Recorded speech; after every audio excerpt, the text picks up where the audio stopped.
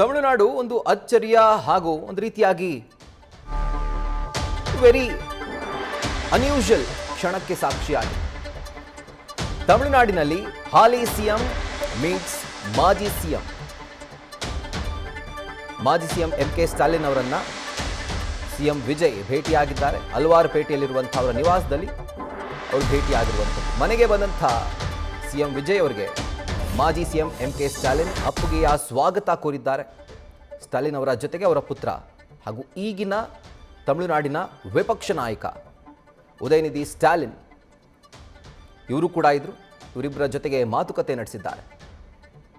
ಚುನಾವಣೆ ಸಂದರ್ಭದಲ್ಲಿ ಒಬ್ಬರ ಮೇಲೊಬ್ಬರು ಹರಿಹಾಯ್ದಿದ್ದೇನು, ಆರೋಪಗಳನ್ನು ಮಾಡಿದ್ದೇನು, ತಿರುಗೇಟುಗಳನ್ನು ಕೊಟ್ಟಿದ್ದೇನು, ಇದೆಲ್ಲವೂ ಕೂಡ ಆಯಿತು. ಬದ್ಧವೈರಿಗಳಂತೆ ಇಬ್ಬರು ಕೂಡ ಕಿತ್ತಾಡಿಕೊಂಡಿದ್ರು. ಆದರೆ ಈಗ ಬಹುಮತ ಸಾಬೀತಿಗೆ ಕೆಲವೇ ಗಂಟೆಗಳಿರುವಂತಹ ಸಂದರ್ಭದಲ್ಲಿ, ಇನ್ಫ್ಯಾಕ್ಟ್ 2 ದಿನಗಳಷ್ಟೇ ಇರೋದು ಬಹುಮತ ಸಾಬೀತುಪಡಿಸಲಿಕ್ಕೆ. ಈ ಸಂದರ್ಭದಲ್ಲಿ ಇವರ ಈ ಒಂದು ಭೇಟಿ ಒಂದು ರೀತಿ ಕುತೂಹಲ ಕೆರಳಿಸಿದೆ. ನ್ಯೂಸ್ ಫಸ್ಟ್ ನಿರ್ಭೀತಿಯಿಂದ ನಿಮ್ಮ ಪರವಾಗಿ.